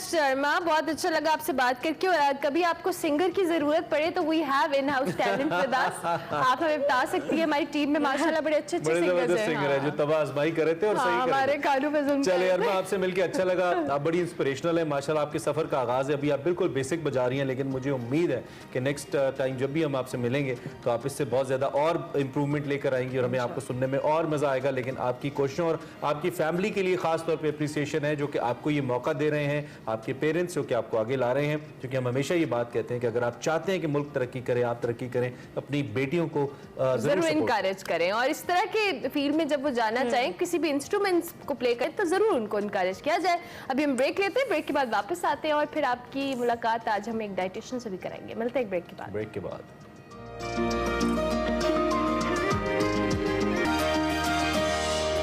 Welcome back to Expresso. Break के बाद वापस आ गए। अब आपको पता है कि गर्मी आ गई है, मतलब पहले मई में शुरू में लग रहा था कि गर्मी नहीं है लेकिन गर्मी आ रही है, बढ़ रही है। घर के अंदर रहते हैं जब तक, तब तक तो सब ठीक लगता है, लेकिन जब आप घर से बाहर निकलते हैं तो आपको किसी महाज पे जाने से कम नहीं लगता। और ऐसे मौसम में आपको पता है पसीना आता है और अक्सर हम बहुत बेचैन भी रहते हैं। इसकी बेसिक रीजन यही होती है कि पानी की कमी का शिकार हो जाते हैं हम, और जो हमें डिहाइड्रेशन होती है, उस डिहाइड्रेशन की वजूहात क्या है? क्या सिर्फ पानी का कम इस्तेमाल जो है, क्या वही डिहाइड्रेशन है? और इसकी जो कमी है पानी की बॉडी के अंदर, ऑब्वियसली स्वेटिंग होती है, आप लोग एक्सरसाइज करते हैं, दीगर मामलात होते हैं गर्मियों में, तो आप अपनी डिहाइड्रेटेड बॉडी को किस तरह से हाइड्रेट कर सकते हैं? क्या सिर्फ पानी पिया जाए या कोई और चीजों का भी इंटेक किया जाए? इसी पे आज हम बात करेंगे। बिल्कुल, और बहुत जबरदस्त चीजें उसी पे हम बात करेंगे। और उसके साथ कहते हैं भी हमारा जिस्म पानी से बना हुआ है, तो उसको पानी सबसे ज्यादा इसको चाहिए होता है। हमारे साथ जी समन इश्तियाक साहिबा मौजूद हैं जो कि माहिर ग़िज़ाइयत हैं, प्रैक्टिस कर रही हैं, इनकी तालीम भी इसी में है। तो हमने कहा जरा आज इनकी एक्सपर्टीज से यहाँ पे फायदा उठाते हैं, उनसे पूछते हैं कि इस पे में क्या मालूमात देंगी। Thank you very much Saman for joining us. कैसी हैं आप? कितना पानी पी रही हैं अभी दिन में? पानी तो आपको पता है, एक पानी का ऑल्टरनेटिव तो कोई भी नहीं है, और पानी अल्लाह ताला की तरफ से सबसे बड़ी ब्लेसिंग है हम सब के लिए। लेकिन पानी हम नॉर्मली ज़्यादा पी नहीं पाते, जिसकी वजह से हमें होता है कि हमें डिहाइड्रेशन की तरफ हम मोस्टली समर्स में चले जाते हैं। बिल्कुल। अच्छा, डिहाइड्रेशन की जो टर्म है इसको डिफाइन करें। पानी की क्या कमी सिर्फ है या उसका जो इम्पैक्ट आपकी बॉडी पे आता है? एक डिहाइड्रेटेड बॉडी क्या होती है बेसिकली? अच्छा, नॉर्मली बेसिकली होता है कि हमें, जैसे आपने अभी बात की कि 70% जो हमारी बॉडी है ना, वो वाटर कंटेंट से भरी हुई है। अब क्या होता है कि अब नॉर्मली हमारा डेली बेसिस पे हमारे वर्किंग आवर्स जो होते हैं वो पीक आवर्स में चल रहे होते हैं कि 9 to 2 हमारा ज़्यादातर टाइम जो है वो गर्मियों में बाहर ही गुजरा होता है। और उसमें क्या होता है कि आपकी बॉडी में जब स्वेटिंग होती है ना तो आपका वाटर लॉस हो रहा होता है बेसिकली, और आपकी डाइट भी कुछ ऐसी हो रही होती है, जंक फूड की तरफ हम ज़्यादा जा रहे होते हैं या कैफीन का इंटेक ज़्यादा हो रहा होता है नॉर्मली बेसिस पे, जिसकी वजह से आपकी बॉडी डिहाइड्रेशन की तरफ चली जाती है। और डिहाइड्रेशन के नॉर्मली सिम्टम्स ये आते हैं कि आपको एक 24 घंटे आपके सर में एक दर्द रहती है, एक हेडेक रहता है और एक लेथार्जी फील आप कर रहे होते हैं। पानी की कमी है, पानी की कमी है, बिल्कुल डिहाइड्रेशन। कि आपको आप थोड़ा सा भी काम करते हैं तो आप थक जाते हैं, कि एक लेथार्जी फील हो रहे होते हैं और सर में दर्द हर टाइम आपकी हो रही होती है। वो बेसिकली आपको एक सिम्टम एक ट्रिगर कर रहा होता है कि ये आपकी बॉडी में डिहाइड्रेशन की कमी ये है। डिहाइड्रेशन का डायबिटीज से भी कोई ताल्लुक है? बिल्कुल है, क्योंकि डायबिटीज में बेसिकली होता है कि आपको वो एक कहा जाता है ना कि आपको यूरिन ज्यादा आता है या प्यास बहुत ज्यादा लगती है, तो जब यूरिन ज्यादा आता है तो वो ऑटोमेटिकली आपका जो है बॉडी डिहाइड्रेट हो जाता है। सिम्टम्स बताइए जी हमें डिहाइड्रेशन के, कौन कौन से सिम्टम्स हैं जो आपको इन पर्टिकुलर डिहाइड्रेशन के बारे में बताते हैं कि भाई अब बॉडी आपकी डिहाइड्रेट हो रही है प्यास के अलावा? अच्छा, एक तो ये होता है कि आपको स्वेटिंग बहुत ज़्यादा हो रही होती है, उसके बाद आपका एक माइग्रेन का इशू आप लोगों ने बहुत सुना होगा, बहुत कॉमन रहता है आजकल एडल्ट्स में, बहुत ज़्यादा कॉमन है कि एक सर में दर्द हो, थोड़ा सा भी बच्चे काम कर लें तो वो कहते हैं कि हम थक गए हैं, वो फिजिकल एक्टिविटी थोड़ी सी भी करना शुरू कर दें तो वो थक जाते हैं। एक कॉमन ये आता है सिम्टम कि एक सर में बहुत दर्द रहती है आपकी और आप थक बहुत जाते हैं, बहुत जल्दी रह जाते हैं, इसी तरह से। अच्छा, इसके साथ साथ सम ये भी बताएगा, ऑब्वियसली जब बॉडी में पानी की कमी होती है तो उसका आपकी ओवरऑल हेल्थ पे भी असर होता है, आपकी भूख पे भी, आपको भूख कम लगती है, और समटाइम्स हम सिर्फ पानी के इस्तेमाल कर लेते हैं तो हमारा पेट भर जाता है और हम कहते हैं कि जी हम फुलफिल हो गए हैं, हमारे स्टमक अब हम और खा पी नहीं सकते हैं। सो पानी का एक जो रेगुलर इस्तेमाल है किस तरह से इंटरवल्स में होना चाहिए, और एक क्वांटिटी या एक चीज जो आप हमें मेंशन कर सकें कि इतने ग्लास तो कम से कम आपका इंटेक होना चाहिए? तो नॉर्मली जो होता है वो मिनिमम 8 से 10 क्लासेस हैं, लेकिन हम देखा जाए तो हमारी डेली रूटीन में इतनी प्रैक्टिस हो रही ही नहीं होती कि 8 से 10 क्लासेस। और जिन लोगों के कोई काम ऐसा होता है, जैसे कुछ लोग मजदूरी कर रहे होते हैं या बच्चों के कुछ स्पोर्ट्स ऐसे होते हैं जो कि पी कोर्स में हो रहे होते हैं, उनका तो वो फिर हम 10 से भी ज़्यादा 8 से 12 क्लासेस हम जो है वो कहते हैं, रिकमेंड करते हैं कि डेली बेसिस पे होने चाहिए। ठीक है। अच्छा, ठंडे और गर्म पानी के हवाले से हमें बताइए जी, वो फिनोमिनन है और ये ऐसी ही जंग है जो कॉफी और चाय के दरमियान रहती है ना। कुछ लोग ठंडा पानी पीना पसंद करते हैं, बहुत ज्यादा ठंडा पानी पीना पसंद करते हैं, और कुछ लोग ये कह के ठंडा पानी नहीं पीते कि गर्म पानी आपकी सेहत के लिए ज्यादा बेहतर है। बिल्कुल, आपकी स्टडीज क्या कहती हैं, कौन सा पानी ज्यादा बेहतर है? ये बिल्कुल ये ट्रू है कि गर्म पानी जो रूम टेम्परेचर, ज्यादा गर्म भी ना हो, जो रूम टेम्परेचर होता है वो आपकी हेल्थ के लिए, आपकी सेहत के लिए ज्यादा बेनिफिशियल है। ऐसा क्या है जो चिल्ड वाटर करता है आप लोग रिकमेंड? जो ठंडा पानी होता है ना वो आपकी बॉडी में जाके बहुत से प्रॉब्लम कर सकता है, कि वो आपने कुछ भी खाया होता है तो वो फैट एक्युमुलेट कर सकता है, वो आपको ओबेसिटी की तरफ लेकर जा सकता है। तो उसमें हम वो रिकमेंड नहीं करते कि आपने ठंडा पानी ज्यादा इस्तेमाल नहीं करना, रूम टेम्परेचर जो है ना वो आप इस्तेमाल कर सकते हैं। अच्छा, नॉर्मली गर्मियों में हम प्रैक्टिस देखते हैं कि फ्रूट्स का इस्तेमाल हमारा बहुत कम होता है, हालांकि वाटर कंटेंट वाले बहुत सारे फ्रूट्स इस वेदर में होते हैं और सीजनल फ्रूट्स हैं। फ्रूट्स का इस्तेमाल क्या पानी की कमी को पूरा कर सकता है अगर आप डिहाइड्रेटेड है? उसके साथ साथ हमारे यहाँ बड़ा डिटॉक्स वाटर का एक कॉन्सेप्ट है, मैं हर डाइटिशियन से ज़रूर सवाल करती हूँ, इज इट राइट कि हम बहुत सारी सब्जियाँ फ्रूट्स एक ही ग्लास में ऐड करें, वही पानी हम दिन भर पीते रहें, तो क्या वाकई हमारी बॉडी डिटॉक्स होती है इससे? बिल्कुल ऐसी है। जो डिटॉक्स ड्रिंक्स है ना बेसिकली वो आपकी बॉडी में जितनी टॉक्सिसिटी होता है ना उसको डिटॉक्सिफाई करता है, लेकिन वो भी डिपेंड करता है कि आप उसको बना कैसे रहे हैं, कि आप उसमें कौन कौन से फ्रूट्स और वेजिटेबल्स जो हैं वो उसमें ऐड ऑन कर रहे हैं। लेकिन नॉर्मली पानी का तो जैसे मैंने बताया कि ऑल्टरनेटिव कोई नहीं है, लेकिन अपनी डाइट में ऐसे फ्रूट्स और वेजिटेबल्स जरूर हमें समर्स में उनको ऐड ऑन करना चाहिए जिससे हम डिहाइड्रेशन से महफूज रह सके। जिसमें आपका ये तरबूज है, वाटरमेलन, ये 90% इसमें वाटर कंटेंट पाया जाता है। तरबूज हम बच्चों, ये तो नॉर्मली बच्चे भी बहुत खुशी से खा लेते हैं, आप वाटरमेलन दे सकते हैं। वाटरमेलन के साथ आप गर्म आपके पीच है, आड़ू का इस्तेमाल, बेरीज हैं, इनका इस्तेमाल करें। और वेजिटेबल्स में कुकम्बर है, टमाटर है, ये 80 to 90% ये वाटर कंटेंट से ही बने हुए हैं, तो इनका आप अपनी डेली रूटीन में इस्तेमाल जरूर करना चाहिए। और वैसे ये तो सस्ते फ्रूट भी हैं, बिल्कुल। और जो इसका इस्तेमाल नहीं कर सकता नॉर्मली, जो हमारी करंट सिचुएशन चल रही है महंगाई की, तो अगर जो इसका इस्तेमाल नहीं कर सकता वो नॉर्मली सत्तू का इस्तेमाल या लेमन वाटर जो है वो आप इस्तेमाल कर सकते हैं। बिल्कुल, सत्तू बहुत हेल्प आउट करता है आपको डिहाइड्रेशन में, और बहुत तासीर उसकी ठंडी होती है, आप उसका इस्तेमाल कर सकते हैं। दूध और दही इनसे बनी चीज़ों का इस्तेमाल कर सकते हैं। अच्छा, मैं एक चीज़ ऐड ऑन करूंगी कि नॉर्मली हमारे घरों में प्रैक्टिस की जाती है कि नमकीन लस्सी का इस्तेमाल होता है और मीठी लस्सी का इस्तेमाल होता है, तो जितना हम सॉल्ट इंटेक और शुगर इंटेक डालते हैं वो आपकी बॉडी से वाटर को ड्रेन आउट करता है। अच्छा, तो ज्यादा नमक और चीनी दोनों? नमक और चीनी, ज्यादा नमक और चीनी का इस्तेमाल नहीं करना। तो आप दही और दूध का इस्तेमाल वैसे नॉर्मली कर सकते हैं। अब लस्सी ना पिए, अगर आपने पीनी है तो नमक और चीनी वाली ना पिए। अच्छा, वैसे मुझे मीठी लस्सी की साइंस आज तक नहीं समझ आई। आई लाइक मीठी लस्सी बात है, मीठी लस्सी को कुछ नहीं कहना आपने। अच्छा आगे चलते हैं। अब एक सवाल हमें ये आया जी हमारे पास, वो है कि कुछ लोग पानी इकट्ठा ही पी लेते हैं, मतलब बस बॉटल हाथ में आ गई तो खत्म कर दी। कुछ लोग होते हैं हमारे साथ सुबह सुबह होता है बॉटल कि जी वाटर, क्या उससे कमी पूरी हो जाती है? एकदम ही आपने पी लिया, सारी बातें, फिर आपको थोड़ी देर बाद वॉशरूम जाना पड़ जाएगा, या आपको गैप्स में पीना चाहिए? What is the recommendation? इसको डिवाइड करके पीना चाहिए कि अगर आपकी डाइटिशियन आपको रिकमेंड करती है कि आपने इतने ग्लास पर डे लेने हैं, तो आप उसको एक डिवाइड कर देंगे, क्योंकि अगर आप एक टाइम पे पी लेंगे तो वो आपकी वो पूरी रिक्वायरमेंट पूरी नहीं कर सकते। मतलब आपको इंटरवल्स में पीना चाहिए, एक ही वक्त में बॉटल। ये नहीं कि बस कमी इकट्ठी पूरी कर लें, नहीं होती पूरी, आपको ब्लॉटिंग। अच्छा इसके साथ साथ सरन ये भी बताइएगा, जो सुबह सुबह उठ के निहार मुंह एक कॉन्सेप्ट है जी, लीमू शहद ये सारी चीजें इस्तेमाल करें पानी के साथ, क्या ये वाकई आपकी बॉडी में कुछ चेंजेस अच्छे लाते हैं? ये अच्छा, लेमन वाटर वैसे भी बहुत हेल्दी है, ये आपको डिटॉक्सिफाई करता है। लेमन जो है खाली स्टमक, एम्प्टी स्टमक वो लोग पी सकते हैं जिनका मेन कंसर्न है वेट रिडक्शन के लिए।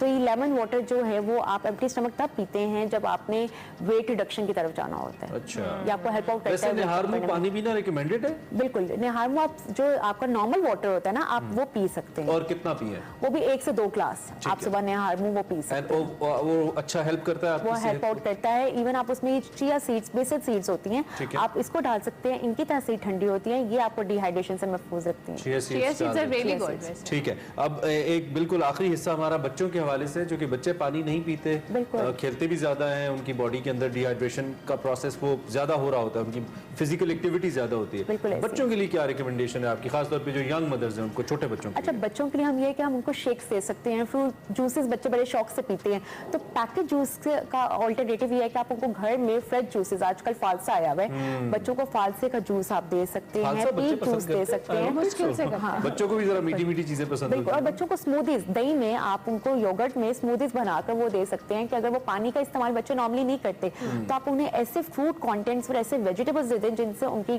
जो पानी की कमी है वो हम फुलफिल कर सकें। ठीक है, और समन ये भी बताइए कि आपके पास आजकल किस किस्म की क्वेरीज ज्यादा आती हैं, जो पेशेंट्स, जो लोग आते हैं कंसल्ट करने के लिए, किस किस्म के सवालात ज्यादा आते हैं आजकल आपके पास इससे रिलेटेड? डिहाइड्रेशन से रिलेटेड या ओवरऑल भी अगर आप बताना? डिहाइड्रेशन से रिलेटेड तो बेसिकली होता है जिनको डायबिटीज होती है उनका आ रहा होता है, या बहुत ओबीस लोग जिनकी पर वीक जो है जंक फूड ज्यादा ले रहे हैं, कोल्ड ड्रिंक ज्यादा ले रहे हैं, या डीप फ्राइड चीजों का इंटेक बहुत ज्यादा है कि उनकी डाइट में बिल्कुल भी पानी का इस्तेमाल नहीं है, फ्रूट जूसेस का इस्तेमाल नहीं है, क्योंकि जितना प्रोसेस्ड चीजों की तरफ चले जाएंगे वो आपको उतना डिहाइड्रेट करेंगे। तो ये जो आप कह रही हैं, जो कोल्ड ड्रिंक एक हम पीते हैं और उसके बाद हमें इतनी ताकत आती है कि हम उड़ना शुरू हो जाते हैं, टीवी इश्तहारों में क्या कहती है नहीं पीना चाहिए, खाली पानी पीना चाहिए? बिल्कुल, कोल्ड ड्रिंक भी वो बिल्कुल रिकमेंड ही करती है, और उसके साथ जो हम चाय कॉफी का इस्तेमाल बहुत ज्यादा होता है, वो हमें होता है कि कोई काम भी कर रहे हैं तो हमें चाय और कॉफी पीनी है, तो ये बेसिकली जितनी भी चीजें प्रोसेस्ड चीजें और चाय और कॉफी है, इसमें कैफीन है, ये डायरेटिक्स हैं, जब आप पीते हैं आपका यूरिन आउटपुट ज्यादा होता है, जिसकी वजह से आपको डिहाइड्रेशन हो सकती है आपकी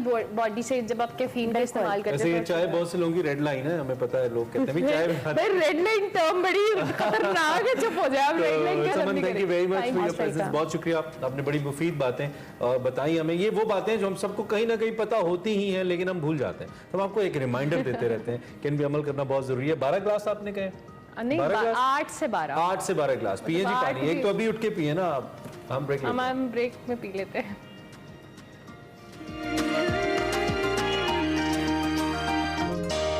वेलकम बैक टू एक्सप्रेसो। अब आपको बताएं, बात करें खुदादाद सलाहियतों के मालिक आर्टिस्ट जमील नक्श साहब की, जिनकी 4थी बरसी आज मनाई जा रही है। जमील नक्श कैराना इंडिया में पैदा हुए और तकसीम हिंद के बाद लाहौर में उन्होंने रिहाइश इख्तियार की, national college of arts Lahore से तालीम हासिल की, मिनिएचर मुसव्विरी और इस्लामी खत्ताती में मुनफरिद काम ने उन्हें यकीनी तौर पर शोहरत की बुलंदियों पर पहुँचाया। वो अपनी तर्ज के मुनफरिद मुसव्विर थे और उन्होंने अपनी तख्लीकी जहन और खुदादाद सलाहियतों से अपने फ़न को नुक्ता उरूज पर पहुँचाया। जमील नक्श साहब ने मुख्तलिफ मौज़ूआत पर मुसव्वरी की, खास तौर पर औरत, परिंदे, घोड़े उनका पसंदीदा मौजू थे। जो स्टिल लाइफ है, कैलीग्राफी है, मिनिएचर भी बुनियादी सूलों के अंदर रहकर उन्होंने अपने फ़न में शामिल किया। आज के मुमताज़ जो नाक़िदीन हैं वो कहते हैं कि ऐसे ज़हीन आर्टिस्ट सदियों में पैदा होते हैं, उन्हें लेजेंड के तौर पर याद रखा जाएगा और हुकूमत पाकिस्तान ने उनके फ़न के एतराफ़ में उन्हें तमगा हुस्न कारकर्दगी और सितारा इम्तियाज़ से भी नवाजा। जबकि जमील नक्श साहब साहब के नाम पर म्यूजियम में उनके दहाइयों में जो तैयार करदा फन पारे हैं उनको रखा गया है। बिल्कुल सालों में जो तैयार हुए। जमील लक्ष्य ने अक़वामी सतह पर भी पाकिस्तान की संजीदा फ़न मुसव्वरी को रोशनास कराने में इंतहाई कलीदी किरदार अदा किया। आज उनकी बरसी है, अल्लाह उनको ग़रीक़ रहमत करें और उनका काम उनको ज़िंदा रखे हुए। इसलिए अगर आप कुछ बहुत अच्छा ज़िंदगी में करते हैं, हटके करते हैं, तो वो आपको भी दुनिया में ज़िंदा रखता है। तो आर्ट की बात हमने कर ली, अब हम एक्सरसाइज की बात करेंगे और एक्सरसाइज हमें कराती हैं खुशी। थैंक यू वेरी मच खुशी। खुशी, आपको देखकर हमें बहुत खुशी हुई। Thank you Ramila, thank you Imran. So आज मैं आर्म सेट करवाऊंगी। सो बेसिकली लड़के तो आर्म सेट कर लेते हैं, लड़कियों को भी आर्म सेट करने चाहिए। ये भी इंपॉर्टेंट मसल्स हैं, जैसे वो लेग्स को हिट करती हैं, लेग्स के एक्सरसाइज करती हैं, इनको आर्म्स की भी करनी चाहिए। सो गाइस 4 एक्सरसाइज करवाऊंगी, 10 to 12 reps, 3 to 4 सेट्स होंगे। सो हम गाइस बाइसेप्स से स्टार्ट करेंगे। So we gonna do alternate bicep curls, ठीक है। You have to stand upright, ठीक है, और डंबल को पुल करना है towards the shoulders. Breathe in when you pull the weight up, breathe out as you flex your arm. Breathe in, breathe out. So guys 10 to 12 reps each side. Second exercise guys, सिर्फ direction change करेंगे dumbbells की, ठीक है। Make sure stomach is tight, hip is tight.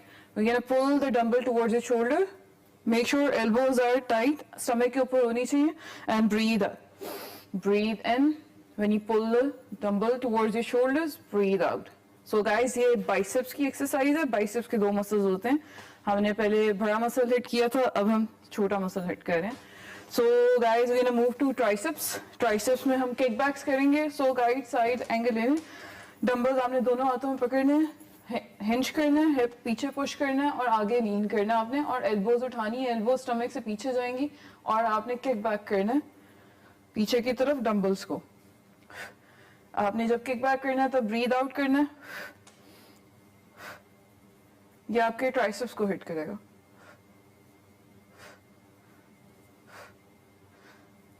उसके बाद guys आप floor पे तो अभी हम नहीं जा सकते, तो हम ओवरहेड एक्सटेंशंस कर लेंगे स्टैंडिंग। सो आपने दोनों हाथों से डंबल पकड़ना है in between your finger and thumb, elbows closer to your forehead, और एक्सटेंड करना है डंबल्स को टुवर्ड्स द हेड, बिल्कुल हेड के ऊपर आएंगे गाइस। मेक श्योर कि आप पूरा नीचे जाएं, डिसेंट अच्छी होनी चाहिए, साइड एंगल से भी देख लें। एल्बोज क्लोज होनी चाहिए फोरहेड के ऊपर, और जैसे एक्सटेंड करेंगे आपने ब्रीद आउट करना है। Breathe in, breathe out, breathe in, breathe out. So guys her set के बाद आपने 30 to 45 30 seconds to 60 second rest लेना है। 10 to 12 reps करने हैं और 3 to 4 सेट्स करने हैं इसके guys. So try these exercises at home. I see you guys, take care, thank you very much Khushi, बहुत शुक्रिया सुबह सुबह एक्सरसाइज बताने के लिए। आज की एक्सरसाइज वैसे मुश्किल थी और लेकिन बड़ी इफेक्टिव हो गया आई बिलीव। खैर प्रोग्राम अपने खत्म करना है, टाइम तकरीबन खत्म होने वाला है। इससे पहले कि हम जाएं, भारत जो कि रोज अपनी तरक्की के गीत गा रहा होता है, वहाँ पे मुंबई में ट्रैफिक के बुरे हालात हो गए भाई। भारतीय लेजेंड अदाकार अमिताभ बच्चन साहब मुंबई की ट्रैफिक से तंग आकर एक अजनबी शख्स से लिफ्ट लेने पर मजबूर हो गए। अमिताभ बच्चन ने सोशल मीडिया पर अपनी एक तस्वीर शेयर की है जिसमें उन्होंने एक शख्स के साथ उनको देखा जा सकता है मोटरसाइकिल पर सवार हैं, और इस तस्वीर के कैप्शन में लिफ्ट देने वाले शख्स का शुक्रिया अदा करते हुए लिखा कि आपकी वजह से मैं काम के लिए वक्त पर पहुंच गया। अमिताभ ने ऐसा कहा। चले आगे चले लिफ्ट के लिए पूरी स्टोरी उन्होंने शुक्रिया दोस्त लिखा। उसके साथ साथ अमिताभ बच्चन ने तो ये पिक्चर शेयर की, लेकिन साथ साथ अनुष्का शर्मा ने भी एक पिक्चर शेयर की, वीडियो शेयर की, जिसमें वो भी ट्रैफिक से बचने के लिए अपने बॉडीगार्ड के साथ मोटरसाइकिल पे जा रही है। कमाल है ना, इनके मियां ऑडी के ब्रांड एम्बेसडर और ये मोटरसाइकिल पे घूम रही हैं। ठीक है, बड़ी दिलचस्प बात है। खैर ये उनकी बॉडीगार्ड के साथ जा रही है, सिंबॉलिक ही सही, लेकिन इसमें कोई शक नहीं है भारत की आबादी नाकाबिले बर्दाश्त तक बढ़ती जा रही है और उसकी वजह से सड़कों पर ट्रैफिक है वो बढ़ता जा रहा है, बहुत ज्यादा प्रेशर है। इसकी वजह से अमिताभ बच्चन जैसे लेजेंडरी अदाकार भी लोगों से लिफ्ट लेने पर मजबूर हैं। हमने आपके साथ शेयर करें। इसी नोट के ऊपर प्रोग्राम खत्म करते हैं और दुआ के साथ कि दिन आपका अच्छा गुजरे। अपना ख्याल रखिएगा। अल्लाह हाफिज।